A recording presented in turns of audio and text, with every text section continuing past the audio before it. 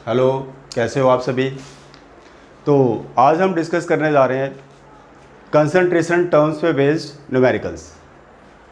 तो last time मैंने सारे फॉर्मूले तो आपको समझा ही दिए थे, तो आज हम उन्हीं फॉर्मूलों पे बेस्ड न्यूमेरिकल्स अप्लाई करने जा रहे हैं। तो आप देखिए, फर्स्ट न्यूमेरिकल है हमारा calculate the amount of benzoic acid. Calculate the amount of benzoic acid. Benzoic acid का फॉर्मूला आप सभी को पता ही होगा, C6H5COOH। ये हमारा बेंजोइक एसिड का फॉर्मूला होता है। रिक्वायर्ड फॉर प्रिपेयरिंग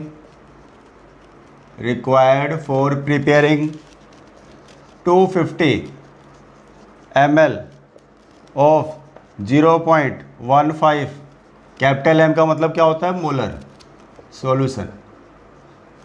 ये हमारा न्यूमेरिकल है।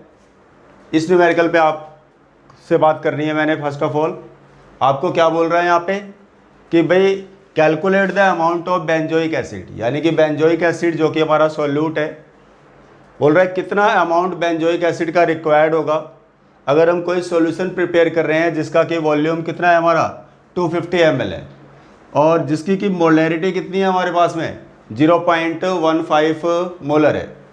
यानी molarity of the solution given है, volume of the solution given है, आपको अमाउंट ऑफ सॉल्यूट निकालना है।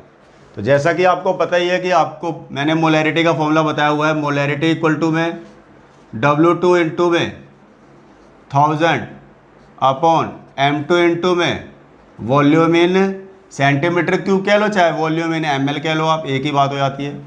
1 ml इक्वल टू में 1 सेंटीमीटर क्यूब के बराबर होता ही है। तो यहाँ पर हमारे को क्या निकालना है, W2 निकालना है। क्या निकालना है जी, W2, यानी कि अमाउंट ऑफ सॉल्यूट। तो आपका क्या हो जाएगा फॉर्मूला इसके हिसाब से, अब M इंटू में आप बोलेंगे M2 इंटू में volume in ml upon what 1000। तो आपका ये फाइनल हमारा फॉर्मूला देख लीजिए। W2 के इक्विवेलेंट कर दिया हमने। हमें यहाँ पे W2 की वैल्यू फाइंड आउट करनी है। अब आप देखिए वैल्यू उठा के रख लेते हैं। तो W2 इक्वल टू क्या हो जाएगा, M का मतलब क्या हो गया, यहाँ पर मोलैरिटी से है जिसकी वैल्यू कितनी दे रखी है हमारे को भी 0.15 दे रखी है, 0.15 इंटू में M2 यानी मोलिकुलर मास। M2 किसका लेना है हमारे को, बेंजोइक एसिड का, C6H5COOH। ये हो गया हमारा। अब आप यहाँ से मोलिकुलर मास निकाल लेंगे। आप कार्बन का 12 होता है, इंटू में 6 कर दिया, प्लस हाइड्रोजन का 1 इंटू में 5 हो गया, प्लस कार्बन का 12 हो गया, ऑक्सीजन का 16 प्लस 16 प्लस 1, टोटल वैल्यू करेंगे तो आप 122 ग्राम पर मोल हो जाएगी हमारी, 122 ग्राम पर मोल। तो आप देख रहे हैं कि M2 की वैल्यू कितनी हो रही है, 122 हो रही है। वॉल्यूम इन ml आपको 250 दिया हुआ है, 250 वैल्यू गिवन है, अपॉन आपका 1000। तो आप इसकी कैलकुलेशन कर लेंगे और यहाँ से आपको W2 की वैल्यू निकल करके आ जाएगी। तो यहाँ पर मैं कैलकुलेशन के पीछे टाइम वेस्ट नहीं करूँगा क्योंकि अदरवाइज़ वीडियो काफ़ी लॉन्ग हो जाएगी उस कंडीशन में। तो आपका देखिए W2 जब आप सॉल्व करेंगे तो मैं आपको बता देता हूँ आपका जो आंसर आना चाहिए आपका वो आना चाहिए 4.575। ये वैल्यू आएगी हमारी ग्राम्स में अगर आप इसको आप सॉल्व करते हैं तो मैं समझता हूँ कि बिल्कुल सिंपल सा देख रहे हो फॉर्मूला था हमारा। आप इस फॉर्मूले पर आपको क्या निकालना था, W2 की वैल्यू फाइंड आउट करनी थी हमारे को, और मोलैरिटी गिवन थी हमारे पास में, और साथ साथ आपको वॉल्यूम गिवन था, आपको सॉल्यूट का अमाउंट बताना था, यहाँ पे बेंजोइक एसिड का अमाउंट बताना था। तो I think so numerical clear हो गया होगा। ज़्यादा कोई कॉम्प्लिकेटेड न्यूमेरिकल नहीं है, सिंपल डायरेक्ट फॉर्मूले पे बेस्ड है। तो ये तो हो गया आपका कि भाई फर्स्ट न्यूमेरिकल जिसमें हमने बात करी थी आपसे कि अमाउंट ऑफ सॉल्यूट को फाइंड आउट करने की।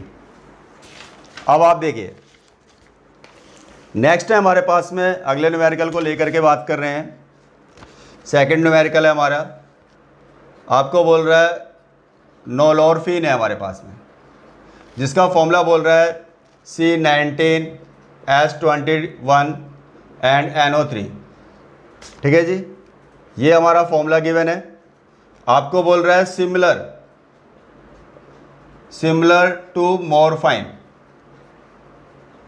Similar to morphine is used to combat withdrawal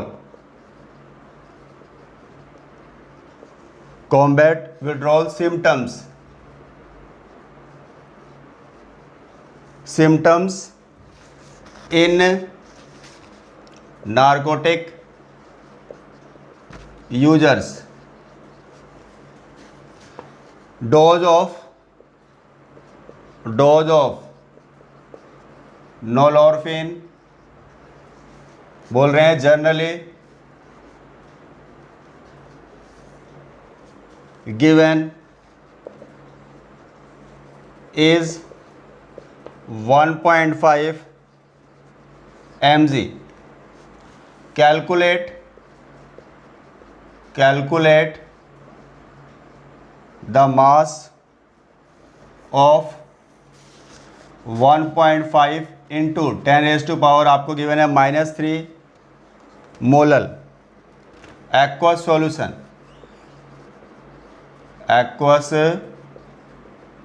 solution required for the above dose. ठीक है जी, ये है जी। क्वेश्चन को ध्यान से समझिए आप। क्वेश्चन में बोल क्या रहा है आपको, नॉलॉर्फिन है हमारे पास में, उसका सेम फंक्शन होता है जो मॉर्फाइन का होता है। एक्चुअली में जो नारकोटिक यूजर्स होते हैं उनमें सिम्टम्स को विड्रॉ करने के लिए, यानी लक्षणों का पता लगाने के लिए, नारकोटिक यूजर्स के लक्षणों का पता लगाने के लिए हम मॉर्फाइन की तरह ही किसका यूज़ करते हैं, नॉलॉर्फिन का यूज़ करते हैं। जनरली इसके लिए जो डोज गिवन होती है वो हमारी 1.5 मिलीग्राम होती है। अब आपको ये बताना है कि मास बताना है हमारे को, कितना सॉल्यूशन रिक्वायर्ड होगा, कितना सॉल्यूशन का मास हमारे लिए रिक्वायर्ड होगा, जिस सॉल्यूशन की मोलैलिटी कितनी है 1.5 इंटू 10⁻³ मोलल है, यानी इतने मोलल का हम सॉल्यूशन प्रिपेयर करना चाहते हैं। तो उस कंडीशन में आपको कितने सॉल्यूशन के मास की रिक्वायरमेंट होगी। अब आप पहले तो इस बात को पकड़िए, आप देखिए, ये देखिए 1.5 इंटू 10⁻³ मोलल का क्या मतलब होता है। इसका सॉल्यूशन हम फॉलो करते हैं। 1.5 इंटू में 10⁻³ molal means 1.5 into 10⁻³ moles of, आप बोलेंगे नॉलॉर्फिन is dissolved in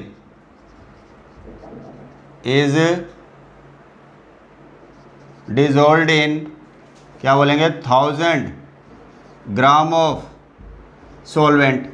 यही तो हमारी डेफिनेशन हो जाएगी भाई। मोलैलिटी की डेफिनेशन क्या कहती है, number of moles of solute dissolved in 1000 gram of solvent. तो मास ऑफ सॉल्वेंट हमें पता है, उसके अंदर सॉल्यूट के मोल्स हमें पता है। तो एक काम करते हैं, मोल्स हमारे पास में गिवन है तो हम यहाँ से हम निकालते हैं मास ऑफ सॉल्यूट, तो मास ऑफ सॉल्यूट क्या हो जाएगा बोलेंगे तो आपको पता है n क्या होता है, W/m होता है, हमें W बताना है तो n इंटू में m, यानी नंबर ऑफ मोल्स 1.5 इंटू में 10⁻³ इंटू n इंटू में m, m मतलब मोलर मास। अब आप देखिए नॉलॉर्फिन का मोलर मास आपने लेना है तो आपका यहाँ पर आपको M2 रिक्वायर्ड है। M2 किसका निकालना है हमारे को, नॉलॉर्फिन का M2 बताना है हमारे को, यानी कि मोलिकुलर मास ऑफ सॉल्यूट यहाँ पे बताना है। तो फॉर्मूले से बना लेंगे हम यहाँ पर, भाई आपको पता ही है। यहाँ पे देखिए, यहाँ से थोड़ा सा रफ कर देता हूँ मैं, यहाँ पे आपको मालूम ही है। ये देखिए आप, अब हमारा जो फॉर्मूला क्या है जी, C19H21NO3 है। यहाँ से हम बना लेंगे मोलिकुलर मास। कार्बन का कितना होता है, 12 होता है, इंटू में 19 कर देना आप, +1 इंटू में 21 यानी 21 हो जाएगा, प्लस नाइट्रोजन का 14 होता है, ऑक्सीजन का 16 होता है, इंटू में 3 कर देंगे आप। टोटल वैल्यूज़ आप प्लस करते हैं अगर हम, तो हमारी 311 आती है। कितनी वैल्यू आती है जी? 311 आती है। तो आप इसको हम क्या करना है आपने भाई, 311 ये हो गया मोलिकुलर मास, और ये हो गया आपका इसके number of moles, n into में m। तो क्या बन गया हमारा? W बन गया। अब आप इसको मल्टीप्लाई कर लेना, मल्टीप्लाई आप खुद करके देख लेना। तो ये वैल्यू आ रही है 0.469, ये आपका हो रही है, इतनी वैल्यू हो रही है हमारी, यानी कि ग्राम्स में। ठीक है जी। और मिलीग्राम्स में इसी वैल्यू की बात करें तो 1000 से हम इसको क्या कर देंगे भाई, हम आपको पता है मिलीग्राम में बदलना है, तो मल्टीप्लाई कर देंगे तो ये हो जाएगा हमारा 469, आप बोलेंगे मिलीग्राम, यानी कि इतने मिलीग्राम ये वैल्यू हो गई हमारी। ग्राम में बोलेंगे तो 0.469 ग्राम्स हो रही है वैल्यू हमारी। तो आप देख रहे हैं इस तरीके से हमारे पास में किसकी वैल्यू आ गई हमारी भाई, मास ऑफ सॉल्यूट की वैल्यू आ गई है। अब अगर हम यहाँ पर अगर हम मास ऑफ सॉल्यूशन की बात करेंगे, मास ऑफ सॉल्यूशन की बात करेंगे अगर हम, तो क्या हो जाता है मास ऑफ सॉल्यूशन, बताइए। Mass of solute plus mass of solvent, mass of solute plus mass of solvent, दोनों को मिलाएंगे तो सॉल्यूशन का मास हो जाएगा हमारा। आप देख लीजिए मास ऑफ सॉल्यूट कितना है हमारा, आपको दिख रहा है 0.469, और मास ऑफ सॉल्वेंट कितना है हमारा, 1000 है। तो यानी ये वैल्यू कितनी हो गई आपकी, 1000.469 ग्राम्स, इतनी वैल्यू हो गई। यानी आपका टोटल सॉल्यूशन की बात करते हैं तो ये हमारे पास में सॉल्यूशन हमारा इतना है, देख रहे हो आप। अब देखिए इतने सॉल्यूशन की बात करेंगे तो इसके अंदर सॉल्यूट कितना है, यानी अब आप देखिए मिलीग्राम्स में हमें तो बताना था ना 1.5 के अकॉर्डिंग। तो आप पहले हमारे पास देख लीजिए इसमें सॉल्यूट कितना है टोटल, यानी कि सॉल्यूशन के अंदर भाई मिलीग्राम में देखें तो 469 मिलीग्राम है। तो यानी अगर हम यहाँ पे बात करते हैं तो आप बोलेंगे 469 मिलीग्राम, ठीक है जी, 469 मिलीग्राम्स नोलोरफिन रिक्वायर्स, क्या बोलेंगे हम भाई, सॉल्यूशन। यानी इतना अगर हमारा नोलोरफिन है हमारे पास में मिलीग्राम में, तो उसके लिए सॉल्यूशन का कितना मास चाहिए बोलो हमारे पास में, तो क्या बोलेंगे 1000.469 ग्राम्स, इतना मास चाहिए हमारे को। तो अगर हम 1 मिलीग्राम की बात करते हैं तो कितना चाहिए होगा, बोलेंगे तो क्या हो जाएगा इक्वल टू में 1000.469 अपॉन वट 469, भाई इतने ग्राम्स हो गया। ठीक है जी। अब हमारे को कितने के लिए निकालना है, 1.5 मिलीग्राम्स के लिए बात करेंगे तो क्या हो जाएगा हमारे, बोलेंगे तो भाई 1000.469 अपॉन में 469 इंटू में 1.5। अब आप देखिए इसको जब सॉल्व करेंगे आप तो 3.21 वैल्यू आ जाएगी। अगर इसको सॉल्व करते हो आप तो यार ये हमारी 3.21 ग्राम्स। तो आई थिंक सो न्यूमेरिकल आपको समझ में आ गया होगा। आपको बताना क्या था, mass of the solution required बताना था आपको 1.5 मिलीग्राम के अकॉर्डिंग। तो पहले आपको जो मोलैलिटी दे रखी थी वहाँ से हमने क्या कर लिया, सॉल्यूट का मास निकाल लिया था। सॉल्यूट और सॉल्वेंट के मास को लिया तो सॉल्यूशन का मास बन गया। उसके अंदर का जो सॉल्यूट कितना था हमारा, मिलीग्राम्स में देखें तो 469 मिलीग्राम वैल्यू थी हमारी।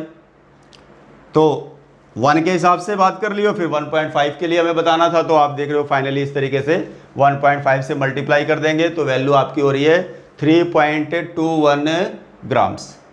तो ये हमारा सेकंड न्यूमेरिकल हो गया जिसमें आपको सॉल्यूशन का मास बताना था हमारा, भाई कितना रिक्वायर्ड होगा अगर हम डोज ले रहे हैं किसकी जी, नोलोरफिन की, और कितनी डोज ले रहे हैं हम, 1.5 मिलीग्राम। कितनी ले रहे थे जी, 1.5 मिलीग्राम्स। तो ये तो हो गया हमारा जी सेकंड न्यूमेरिकल। अब मैं आपसे थर्ड न्यूमेरिकल की बात करता हूं। यहाँ पे थर्ड न्यूमेरिकल ले लेते हैं हम। यहाँ पर आपको बोल रहे हैं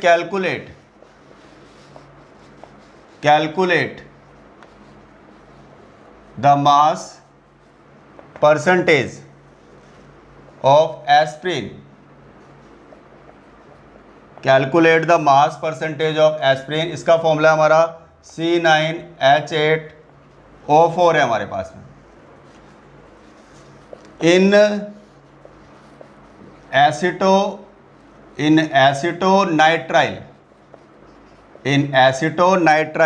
एसिटोनाइट्राइल का मतलब क्या हो गया, CH3CN। आगे बोल रहा है व्हेन 6.5 ग्राम ऑफ एस्प्रिन यानी कि C9H8O4 इज डिजोल्ड इन, आपको बोल रहा है 450 ग्राम ऑफ एसिटोनाइट्राइल यानी कि CH3CN। आपको मास परसेंटेज निकालनी है एस्प्रिन के लिए, बिल्कुल इजी न्यूमेरिकल है, देख लो आप। मास परसेंटेज निकालनी है तो मास परसेंटेज ऑफ एस्प्रिन क्या हो जाएगा भाई, W ऑफ एस्प्रिन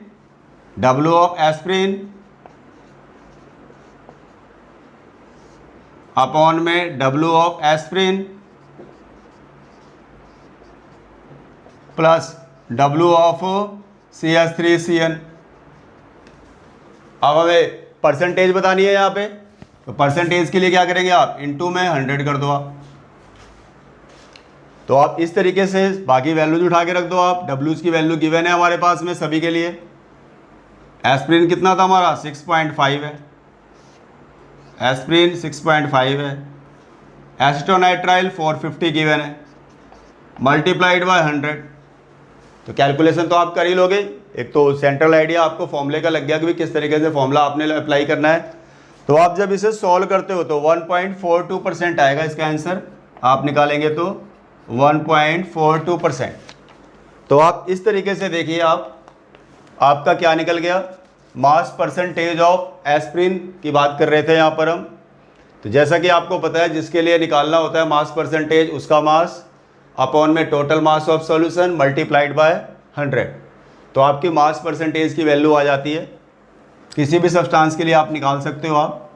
अगर एक की परसेंटेज आ जाए दूसरे की निकालनी हो, जैसे मान लो यहाँ पर आपको CH3CN की भी निकालने को बोलता, तो आप 100 में से किसकी वैल्यू माइनस कर देते, एस्प्रिन वाली मास परसेंटेज की वैल्यू को माइनस कर देते आप।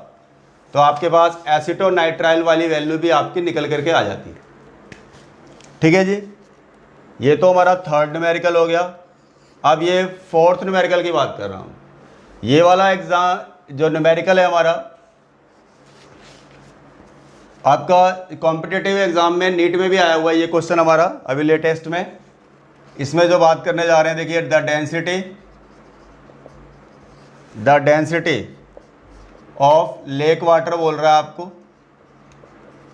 The density of lake water is 1.25 ग्राम पर मोल बोल रहा है, सॉरी पर ml, not mole.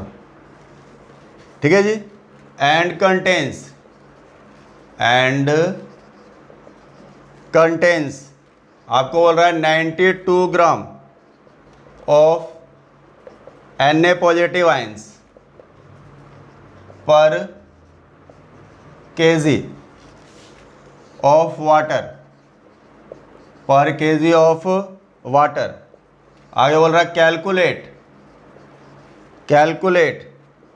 The molality of Na positive ion in lake. आपको मोलैलिटी की वैल्यू फाइंड आउट करनी है कि मोलैलिटी क्या होगी आपकी Na पॉजिटिव आयन की, इसके अंदर लेक वाटर के अंदर।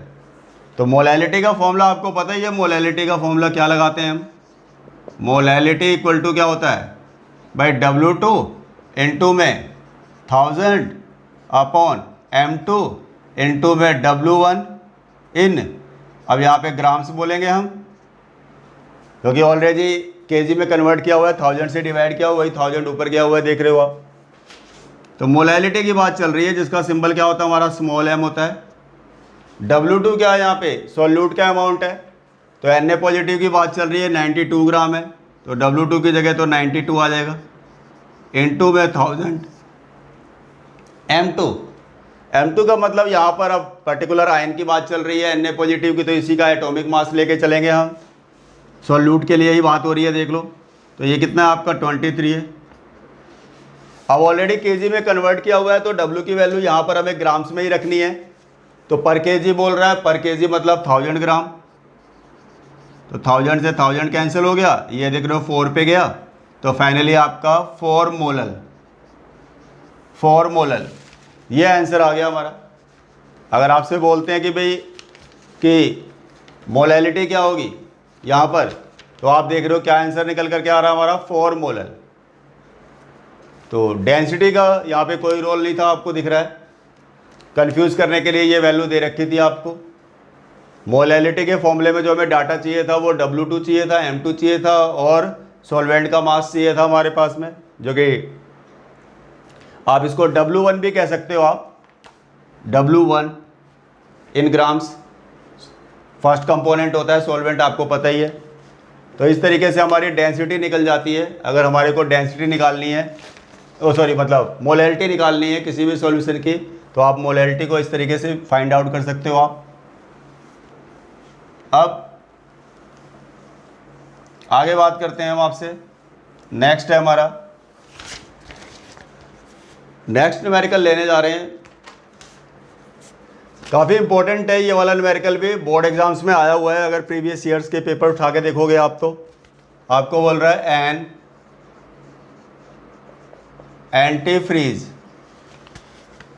एंटीफ्रीज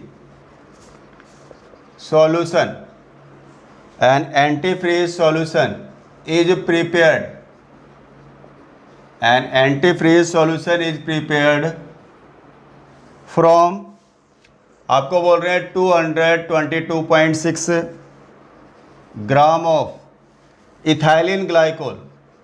क्या बोल रहे हैं आपको, इथाइलिन ग्लाइकोल। इसका फॉर्मूला क्या होता है C2H6O2, क्या फॉर्मूला होता है इसका C2H6O2, एंड आपको बोल रहे हैं 200 gram of water, 200 gram of water. आपको बोल रहे हैं calculate the molality, calculate the molality of the solution, calculate the molality of the solution. साथ में बोल रहा है if the density of the solution is 1.072 ग्राम पर ml बोल रहा है जी, आपको डेंसिटी गिवन है। आगे बोल रहा है then what shall be the molarity of the solution, molarity of the solution। तो इसमें क्या आपके लिए नोट करने वाली बात क्या है यहाँ पर कि भाई आपको एक तो मोलैलिटी निकालने को तो बोल ही रहा था, बाद में उसने डेंसिटी दे करके आपसे मोलैरिटी की वैल्यू भी पूछी हुई है।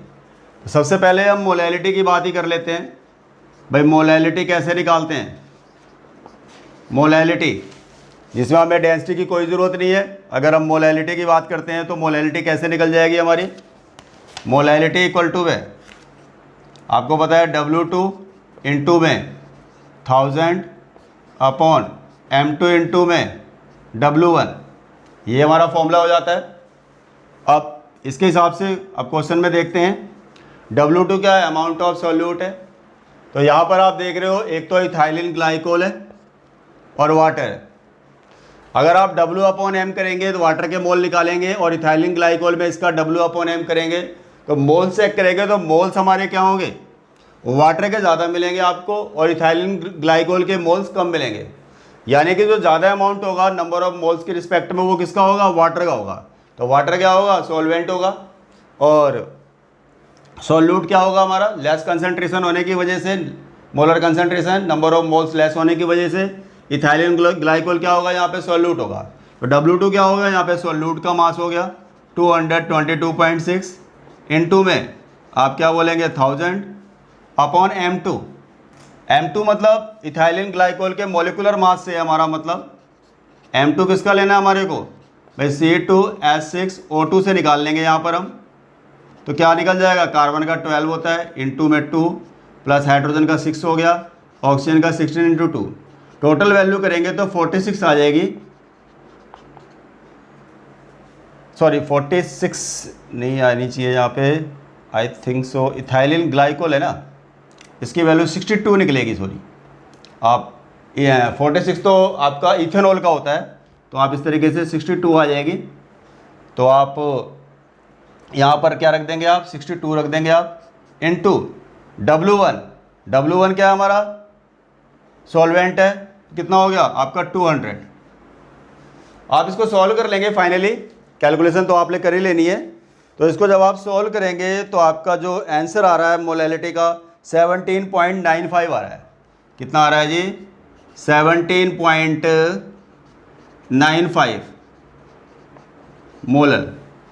तो आपका निकल जाएगा, कोई इसमें बहुत कोई लंबी चौड़ी स्टोरी नहीं है, आप सिंपल सा समझ रहे होगे मेरी बातों को। मोलैलिटी निकालनी थी हमारे को, तो फॉर्मूला आपको मालूम ही है, W2 के नंबर ऑफ मोल्स हमारे क्या होंगे, यहाँ पर निकालेंगे तो कम होंगे, आपको पता है। जब 62 से डिवाइड करोगे आप किसको, W2 की वैल्यू को, और एक हम 200 को 18 से डिवाइड करें तो वैल्यू किसकी ज़्यादा मिलेगी, वाटर के लिए। तो वाटर क्या है, सॉल्वेंट है, तो W1 की जगह क्या हो गया, सॉल्वेंट आ गया 200, सॉल्यूट कितना है 222.6 है, और आपका मोलिकुलर मास इथाइलिन ग्लाइकोल का कितना हो जाएगा, 62 हो जाएगा। मोलिकुलर मास वगैरह को अगर प्रैक्टिस करते रहोगे तो ध्यान रहती है बातें आपको, बाकी वैसे कैलकुलेट करके निकाल सकते हो आप, फॉर्मूला आपको पता हो, एटॉमिक मासेस अगर आपके लिए आपको मालूम होंगे तो ये तो हो गया मोलैलिटी। अब मोलैलिटी के बाद अब जैसे मैं आपसे बात करने वाला हूँ, यहाँ पे मोलैरिटी भी निकालनी थी हमारे को, हमें सॉल्यूशन की क्या निकालनी थी, मोलैरिटी की वैल्यू भी तो बतानी थी यहाँ पे। तो मोलैरिटी कैसे निकलेगी देखते हैं, अब मोलैरिटी भी निकाल लेते हैं। अब आप देखिए मोलैरिटी ऑफ सॉल्यूशन चाहिए हमारे को, तो वो कैसे निकलेगा, यानी कि कैपिटल M की बात करनी है मुझे। तो इसके लिए फॉर्मूला क्या होता है, W2 इंटू में 1000 अपॉन वट M2 इंटू में वॉल्यूम इन सेंटीमीटर क्यूब या वॉल्यूम इन ml, एक ही बात होगी। जैसे वहाँ ml दे रखा है, चलो मैं ml ही कर देता हूँ वरना आप कंफ्यूज रहोगे, ml और सेंटीमीटर क्यूब एक ही बात होगी, वैल्यू बराबर ही होती है। अब आप देख रहे हो हमारे को मोलैरिटी निकालनी है, तो इसके लिए हमारा W2 तो क्या हो जाएगा, W2 तो सेम ही हो जाएगा, W2 की वैल्यू तो क्या हो जाएगी, सेम हो जाएगी। क्या हो जाएगी बोलेंगे तो 222.6 इंटू में 1000 अपॉन M2 कितना हो गया था हमारा, 62 हो रहा था। वॉल्यूम तो आप सभी को मालूम है कि डेंसिटी क्या होती है हमारी बोलेंगे तो मास अपॉन वॉल्यूम होती है, डेंसिटी मास अपॉन वॉल्यूम होती है। और डेंसिटी आपकी सॉल्यूशन को की दे रखी है आपको इस क्वेश्चन के अंदर, कितनी वैल्यू दे रखी थी डेंसिटी की, 1.072। डेंसिटी कितनी गिवन थी, 1.072 ग्राम पर ml, ठीक है जी।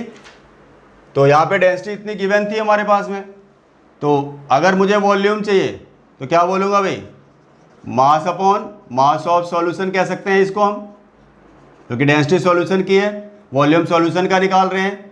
और यहाँ पे क्या रख देंगे हम, बोलो भाई डेंसिटी ऑफ सॉल्यूशन। तो मास ऑफ सॉल्यूशन कैसे आएगा, मास ऑफ सॉल्यूशन की वैल्यू किस तरीके से निकलेगी बोलो, mass of solute plus solvent. Mass of solute कितना था 222.6, मास ऑफ सॉल्वेंट कितना था 200, अपॉन में डेंसिटी कितनी थी 1.072। तो इस तरीके से ml में हमारा वॉल्यूम बनेगा और ये वैल्यू कितनी हो जाएगी 422.6 अपॉन में 1.072 ml। तो ये क्या बन गया, हमारा वॉल्यूम बन गया सॉल्यूशन का। तो वॉल्यूम की जगह उठा करके वैल्यू रख दो आप, 422.6 हो गया, ये डेंसिटी ऊपर जाएगी तो ये हो जाएगा 1.072। अब आप इसको जब सॉल्व करते हो, आप फाइनली जब आप कैलकुलेशन करोगे आप इसकी, तो आपकी जो वैल्यू आ रही है किसकी जी, मोलैरिटी की 9.1076, 9.1076 यानी मोलर। ये आपका फाइनल आंसर निकल करके आएगा। तो आपको समझ में आ गई होगी बात। जब डेंसिटी गिवन थी हमारे पास में, तो उस कंडीशन में हमें वॉल्यूम निकालने की ज़रूरत पड़ रही थी वहाँ पे मोलैरिटी के फॉर्मूले में। तो डेंसिटी हमारी मास अपॉन वॉल्यूम होती है, तो मास आपका सॉल्यूशन का पुटअप करना था हमारे को। तो सॉल्यूट और सॉल्वेंट के मास को प्लस करके हमने सॉल्यूशन का मास बना लिया। डेंसिटी की वैल्यू हमारे पास में 1.072 दे ही रखी थी। तो इस तरीके से हमारा सॉल्यूशन का वॉल्यूम बन जाएगा इन ml। तो उठा करके आप फॉर्मूले में पुटअप कर देंगे और फाइनली जब आप कैलकुलेशन करते हैं तो ये आंसर आपका निकल करके आ जाएगा आपका। तो ये तो बात हो गई आपकी कि भाई कि किस तरीके से आपने मोलैरिटी निकालनी थी और मोलैलिटी की वैल्यू बतानी थी। तो न्यूमेरिकल आपको बिल्कुल समझ में आ गया होगा कि भाई किस तरीके से मैंने इसको सॉल्व किया। अब मैं आपसे नेक्स्ट न्यूमेरिकल की बात कर रहा हूँ। ये भी क्वेश्चन आपका अगर प्रीवियस ईयर्स में देखें तो आपका बोर्ड के एग्जाम में आया हुआ क्वेश्चन है। इसमें क्या बोल रहा है, देखिए क्वेश्चन नंबर हमारा कौन सा हो रहा है, 6 हो रहा है। ए सॉल्यूशन, आप बोलेंगे ए solution is obtained, A solution is obtained by mixing, A solution is obtained by mixing 300 gram of 25% and आपको बोल रहा है 400 gram of 40%। Solution by mass, solution by mass, calculate the mass percentage of resulting solution, calculate the, आप बोल रहे हैं mass percentage of resulting solution. आप ध्यान देते जाइए, एक एक करके मैं आपको एनसीईआरटी में जितने भी न्यूमेरिकल्स आपके कंसंट्रेशन टर्म्स पे बेस्ड हैं वो सारे कराने वाला हूँ आपको। तो आप अगर आप थोड़ा सा ध्यान देंगे तो कोई प्रॉब्लम नहीं आएगी आपको, और आसानी से न्यूमेरिकल कभी भी एग्जाम में आते हैं तो आप सॉल्व कर सकते हो आप। तो जैसे कि मैं आपसे बात कर रहा था यहाँ पे भाई 300 ग्राम का 25% अमाउंट ऑफ सॉल्यूट, मैं आपसे बात कर रहा हूँ अमाउंट ऑफ सॉल्यूट, ठीक है जी, इन 300 ग्राम ऑफ 25%। कितना हो जाएगा भाई हमारा सॉल्यूट, 300 इंटू में 25 अपॉन 100, देखिए कितना हो गया 75 ग्राम। इसी तरीके से हम बात करेंगे अब आपसे कि amount of solute in 400 gram of 40%, तो वो कितना हो जाएगा बोलिए, 400 इंटू में 40 अपॉन में 100, तो कितना हो गया 160 ग्राम। तो आपका अगर 300 ग्राम का अगर सॉल्यूशन है तो उसके अंदर जो सॉल्यूट है हमारा 25% है, और परसेंटेज में वैल्यू कितनी निकल रही है फिर आपकी मास में 75 ग्राम। और अगर 400 ग्राम की बात करते हैं तो उसमें हमारा 40% हमारा सॉल्यूट है, उसमें सॉल्यूट का अमाउंट कितना निकल रहा है 160 ग्राम। तो अगर मैं आपसे बोलूं कि भाई टोटल सॉल्यूट कितना हो जाएगा, टोटल अमाउंट ऑफ सॉल्यूट कितना हो जाएगा यहाँ पर, तो आप देखिए total amount of solute, total amount of solute कितना हो जाएगा आप 75 प्लस 160 कर दो आप, तो हो जाएगा 235 ग्राम्स। यानी इतना सॉल्यूट टोटल मिला करके हो गया हमारे पास में। अगर टोटल अमाउंट ऑफ सॉल्यूशन बोले तो भाई टोटल अमाउंट ऑफ, अब सॉल्यूशन कितना हो रहा है देख लीजिए अब आप।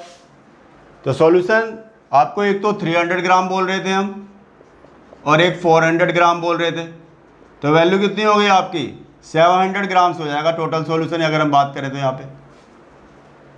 अब आपको पता ही है मास परसेंटेज कैसे निकालते हैं भाई, जिसके लिए निकालनी है उसका मास अपॉन में टोटल मास। तो मास परसेंटेज ऑफ सॉल्यूट की बात कर रहे हैं यहाँ पे, मास परसेंटेज ऑफ सॉल्यूट की बात कर रहे हैं पहले आपसे। कितना सॉल्यूट है टोटल 235, टोटल सॉल्यूशन कितना है 700, मल्टीप्लाई बाय 100 कर दो आप।